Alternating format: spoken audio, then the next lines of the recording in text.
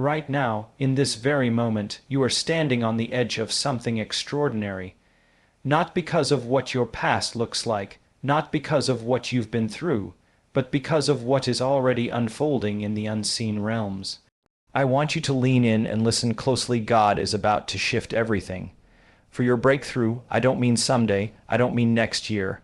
I mean now, because time as you know it is not linear in the dimension of the divine.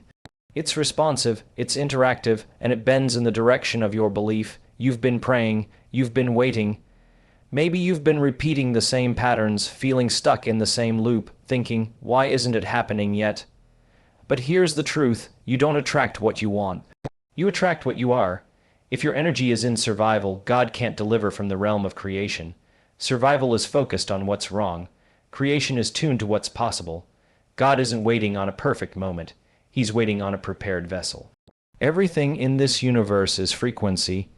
Every thought you think, every emotion you feel is a broadcast signal, and what you send out into the field, into the quantum field of infinite potential, becomes a magnet for your future. So when you say, I'm believing for a breakthrough, I ask you, are your thoughts aligned with that breakthrough? Are your emotions matching the frequency of a life already transformed? Or are you rehearsing the past, replaying pain, and expecting God to override your signal? Let me tell you, God honors faith that's felt in the now, not fear disguised as faith in the future. Close your eyes for just a moment and imagine that version of you who's already walked through the door. They've received the call, the healing, the restoration. They've met the love, stepped into the purpose, crossed the threshold. Now ask yourself, how do they walk? How do they breathe? What energy are they embodying? Because when you live from that version of you, you collapse time. You merge with the break, through timeline, and God doesn't delay what you're prepared to steward. The shift isn't just coming to you, it's coming through you. Activation, audience engagement. Now I want you to make a decision, not a wish, not a hope, a decision. I choose to shift, say it. I choose to shift from fear to faith, from victimhood to victory, from waiting to embodying. You're not here by accident. You're not watching the world pass you by. You're being called to co-create with the divine, not later. Now, this isn't just motivation. This is activation. God is not distant. God is the intelligence that created every cell in your body. God is the awareness that sees your timeline from beginning to end, and calls you to align with your highest potential. And right now, that intelligence, that God, is reordering things behind the scenes.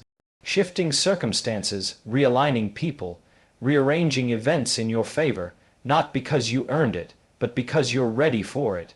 You're not waiting on the miracle. The miracle is waiting on you. So breathe deep, get clear, hold the frequency of your future in your heart like it's already yours, because it is. God is about to shift everything for your breakthrough, and that shift starts inside of you. Breakthrough begins the moment you align your energy with your faith. This isn't just about having hope or thinking positively.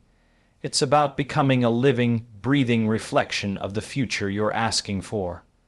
Most people wait for their environment to change before they feel different.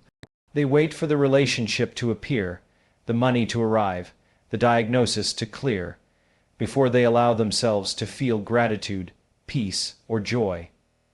But in the realm of the spirit and the science of transformation, that's backwards. The energy you carry now is what shapes the outcomes ahead. Faith isn't simply belief. It's embodied certainty in something unseen. It's the vibrational signature of knowing it's already done. When your energy, your thoughts, emotions, and internal state matches the frequency of what you're believing for, the breakthrough starts to move toward you. That's when heaven starts rearranging things in your favor. But when your thoughts are still circling doubt, or your emotions are anchored in fear, your signal to the field is out of alignment. You're asking for one thing while broadcasting another.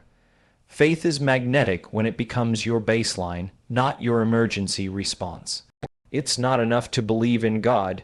You must believe like God, with clarity, authority, and presence. Alignment means you think from the outcome, not toward it. You feel the gratitude now, even if nothing has changed. You carry the joy now, even before the evidence shows up. That energetic posture is what signals your readiness. Breakthrough isn't something you chase. It's something you allow, the moment your inner world becomes a match for the promise you've been standing on. That alignment is the invisible switch. It's not emotional hype, it's spiritual physics. The second your energy syncs with your faith, everything in the unseen starts moving in response. You attract what you are, not what you want. This principle can be difficult to accept because it puts full responsibility back on you, on your state of being, your frequency, your internal narrative. Most people spend their lives wanting better circumstances, more abundance, deeper relationships, or healing in their bodies, all while living in a state of lack, fear, or unworthiness. What they don't realize is that their outer world is simply reflecting back the dominant vibration of their inner world. The universe and the God who designed it is not responding to your wish list, it's responding to your identity. Your thoughts and emotions are electromagnetic patterns that go out into the quantum field like a broadcast. And just like a radio signal finds the matching frequency, your reality organizes itself around the signal you consistently send. If you're constantly focused on what's missing, what's broken, or what's not working, that's the frequency you're amplifying. Wanting something is not the same as being in the state of already having it. That's why transformation doesn't come through striving, it comes through becoming. If you want to attract peace, you must live from peace. If you want abundance, you must become the embodiment of enough. If you're looking for love, your job isn't to chase it. It's to radiate the same love you seek. The world doesn't give you what you plead for. It mirrors who you've chosen to be day after day. This is why your personal transformation is the most powerful act of faith you can offer. Changing your identity changes your energy, and when your energy shifts, your reality follows. You're not waiting for life to recognize you. You're waking up to who you've always had the power to become. God doesn't respond to desperation, He responds to alignment. Many people confuse intensity with faith. They pray louder, cry harder, and plead more passionately, thinking that emotional urgency will move the hand of God. But the divine does not operate according to human panic. Desperation is often rooted in fear, in the belief that you are separate from the solution or that breakthrough is far away. When you operate from that energy, you are broadcasting a signal of lack. You're saying it's not here, and so the universe continues to confirm that reality. Faith, by contrast, is calm, it's grounded, it knows. Alignment means your thoughts, feelings, and actions are in sync with the outcome you are believing for. You don't have to scream for what you're already in tune with. Think about tuning into a radio station. You don't need to beg the station to play music. You just need to adjust your frequency. The same applies here. When you align your internal state with divine truth, with the frequency of peace, wholeness, and gratitude, you begin to experience what you used to strive for. That is when manifestation becomes a byproduct of inner congruence. Many are still trapped in old belief systems that equate struggle with holiness or pain with purpose. But the breakthrough doesn't require burnout. It requires clarity. Desperation blinds you to the very instructions and opportunities that alignment would make visible. In alignment, you move from reaction to creation. You stop trying to get God to notice you and start walking as someone who knows you've already been seen. This is not arrogance, it's spiritual precision. God doesn't need noise to act, He responds to resonance. Your job is not to fight for what's already yours. It's to align with the version of you who's already living it. Your thoughts are the signal, your emotions are the magnet. Every time you think a thought, you're sending out an electrical broadcast into the field around you. That thought alone carries information, but it's your emotion, your felt experience, that gives that signal magnetic power. Thought without emotion is static, but thought combined with elevated emotion creates a coherent, activated signal that begins to pull future outcomes toward you. This is not just a spiritual concept, it's energetic law. The electromagnetic field around your body is shaped by your inner state, and that field interacts with everything around you. If you're constantly thinking about a better future, but emotionally anchored in fear, doubt, or frustration, you're sending out two conflicting messages. The field doesn't respond to what you're saying you want. It responds to what you're actually being. When your thoughts and emotions are aligned, you become a tuning fork for the future you envision. You don't have to chase outcomes. They begin to gravitate toward you. Think of your thoughts as instructions you're giving to the universe. When those instructions are paired with the magnetic charge of deep, heartfelt emotion, like gratitude, love, joy, or freedom, you create a force of attraction that reaches far beyond your immediate environment. The clearer the thought and the more elevated the emotion, the stronger the signal. This is why gratitude in advance is so powerful. It implies you've already received what you asked for. That emotion magnetizes the reality you're seeking and anchors it to your timeline.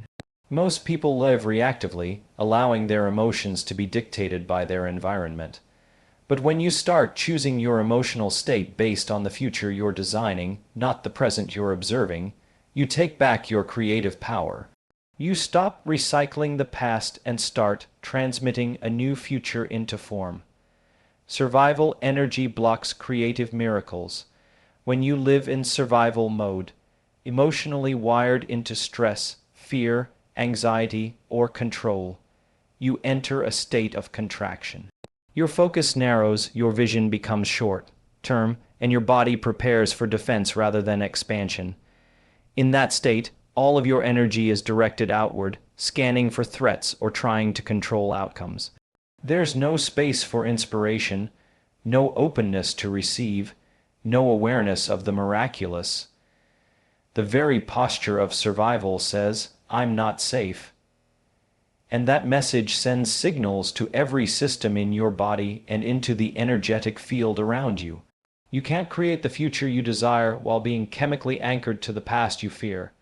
Miracles don't emerge in pressure, they emerge in presence. The energy of creation is rooted in trust, stillness, openness, and receptivity. When you're living in survival, your brain is operating from the lower centers, concerned with getting through the day, not transforming your life.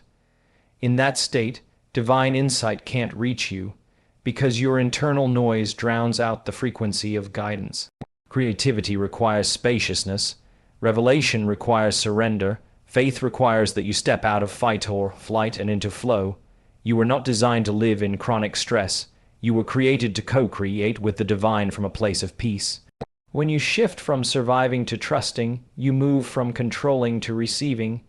You move from protection to participation. This is why regulating your inner state is not just a psychological exercise, it's a spiritual discipline. It's how you prepare your vessel for the miraculous. Creative miracles don't respond to desperation, they respond to coherence. The clearer, calmer, and more aligned you become, the more space you give for the supernatural to unfold beyond your logic, beyond your timeline, and beyond your expectations. The shift isn't coming to you, it's coming through you. Most people are waiting for something external to change before they believe transformation is happening. They wait for the call, the opportunity, the healing, the confirmation. But the most powerful shifts in life don't originate outside. They start within. Everything you see in your external reality is a reflection of your internal state, your beliefs, your emotions, your identity. When you begin to change on the inside, when you start thinking differently, feeling differently, and responding to life with a new awareness, that's when the environment around you begins to reorganize itself in alignment with your new frequency. Transformation is not something you stumble upon. It's something you release from within. You don't need to chase breakthrough. It's already encoded in you, waiting for permission to emerge. The moment you shift your perspective, elevate your energy, and act as if the change is already unfolding, you become a conduit for the very thing you've been praying for. This is the difference between hoping and embodying. Hoping keeps the shift at a distance, embodying invites it into the now. The future is not something far away that one day arrives. It is something you generate through every choice, every thought, every emotion you practice on repeat. When you realize this, you stop waiting for the evidence and become the evidence. You stop living in reaction to life and start initiating new patterns that reflect the life you know is possible. The shift isn't a sudden event. It's the cumulative impact of small, internal decisions that align you with your highest self.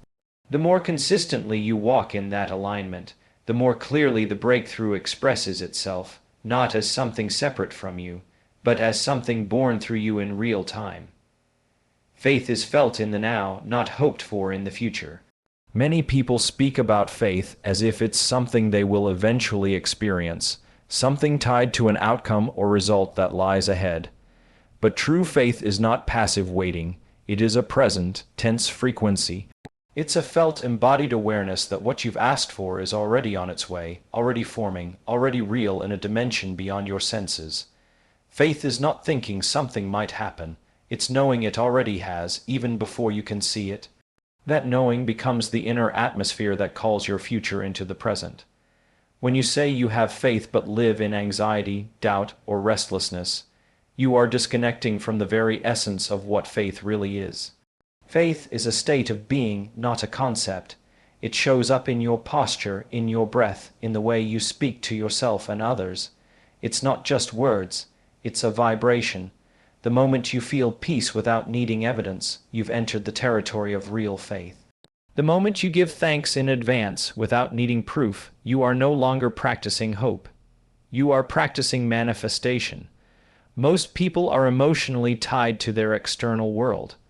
If things go well, they feel aligned. If things go wrong, they spiral, but faith flips that equation. It says, I choose to feel aligned first, regardless of what I see. And in doing so, that alignment begins to reorganize what is seen. This is why the now is so powerful. It's the only space where faith can actually live. The future is not where faith is proven. It's where faith is revealed. But it's your present state, right now, that determines how clearly that future is allowed to manifest through you without resistance or delay. You must embody the future before it manifests. This is one of the most misunderstood principles in both spiritual and transformational work. People often believe that once the breakthrough arrives, then they'll change. Then they'll feel different, act differently, live with confidence, gratitude, or peace.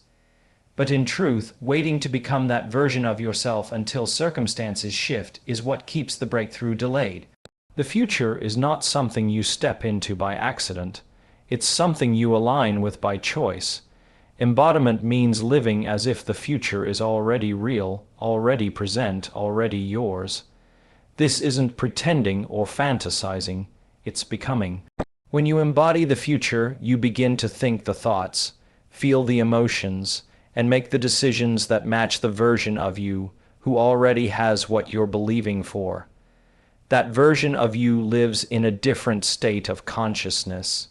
They are no longer defined by the past, no longer reacting from old stories or waiting for external permission to change. They walk in a new identity, a new energy field, a new emotional climate. And that field begins to draw in the experiences, people, and opportunities that mirror the vibration they carry. You cannot attract a future you haven't mentally rehearsed and emotionally practiced. Embodiment is your signal to the divine that you're not just asking, you're becoming. It's how you show God and the universe that you're available to hold what you're asking for. When you embody peace, you invite situations that confirm peace. When you embody abundance, you open the door for provision to meet you. The body doesn't know the difference between a vividly imagined future and reality. And when your nervous system begins to experience the future as now, it stops resisting it and starts integrating it as the new normal. Time collapses when belief and embodiment meet. In our usual experience, time feels linear, past, present, future moving in a straight line, one moment after another. But in the realm of consciousness and spiritual awakening, time behaves differently. When you fully believe in the reality of your breakthrough and embody that belief in your present moment, something remarkable happens. The separation between now and what's coming dissolves. The future you are aligning with begins to fold into your present experience, and the distance between where you are and where you want to be shrinks. This collapse of time is not a metaphor, it's a real energetic phenomenon. The quantum field operates outside of linear constraints. When you hold a clear, unwavering belief that your breakthrough is not just possible but already happening, and you live from that belief moment by moment, you are engaging with the future as if it already exists. Your nervous system starts to register that future timeline as your reality, causing your body, mind, and emotions to respond accordingly. This shift in perception rewires your brain and reprograms your cells, creating a new baseline for how you experience reality. When belief and embodiment synchronize, you bypass the long waiting periods that most people endure. Instead of moving toward your break, through slowly and tentatively, you magnetize it closer. You start living with the confidence, peace, and joy of someone who has already arrived. The stories of struggle and delay fall away because you are no longer anchored in time-bound thinking. This is why so many spiritual teachings emphasize the power of now, because the present moment is the gateway where the future is birthed.